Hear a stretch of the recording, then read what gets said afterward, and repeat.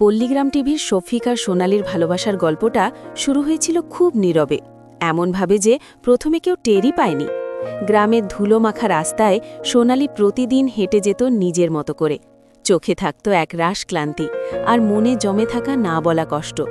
সে হাসত কম, কথা বলতো আরও কম।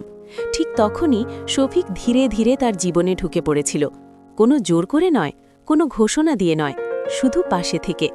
শফিক বুঝেছিল সোনালির সবচেয়ে বেশি দরকার একজন মানুষ যে কথা না বললেও তার নীরবতাটা বুঝতে পারবে। সময় গড়াতে গড়াতে দুজনের মাঝে এক অদ্ভুত টান তৈরি হল। সন্ধ্যার পুকুর পাড়ে বসে থাকা, গ্রামের মসজিদের আজানের শব্দ শোনা, কিংবা বিদ্যুৎ চলে গেলে আকাশের তারাগুলো গোনা, এই ছোট ছোট মুহূর্তেই তাদের ভালোবাসা বড় হতে লাগল। একদিন সোনালি ভাঙা গলায় বলেছিল, আমি অনেকবার বিশ্বাস করে ঠকেছি। শফিক সেদিন চোখের দিকে তাকিয়ে শুধু বলেছিল, আমি কথা কম বলি, কিন্তু ছেড়ে যাই না।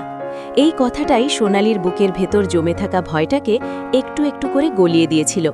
তবু সবকিছু সহজ ছিল না। গ্রামের মানুষের কথা, ভুল বোঝাবুঝি, নীরব রাগ সবই এসেছিল তাদের জীবনে। অনেক রাতে সোনালি একা কেঁদেছে, আবার অনেক রাতে শফিক দূরে বসে ভেবেছে সে আদৌ সোনালির যোগ্য কিনা। কিন্তু প্রতিবারই তারা ফিরে এসেছে একে অপরের কাছে, কারণ তাদের ভালোবাসা ছিল চিৎকার করা নয়, বরং সহ্য করার। এক সকালে সোনালি হঠাৎ বলেছিল, জীবনটা যদি কঠিনও হয়, তোমার পাশে থাকলে আমি লড়তে পারব। শফিক তখন বুঝেছিল তার নীরব ভালোবাসাই সোনালির সবচেয়ে বড় শক্তি। এইভাবেই পল্লীগ্রামের ছোট্ট গল্পটা হয়ে উঠল এক গভীর আবেগময় প্রেমের কাহিনী, যেখানে ভালোবাসা মানে শুধু হাত ধরা নয়, বরং আজীবন পাশে থাকার প্রতিশ্রুতি। গল্পটা যদি আপনার হৃদয়ে ছুঁয়ে থাকে, তাহলে অবশ্যই লাইক দিন, পল্লীগ্রাম টিভিকে সাবস্ক্রাইব করুন, আর এমন আরও নতুন আবেগী গল্পের জন্য আমাদের সাথেই থাকুন।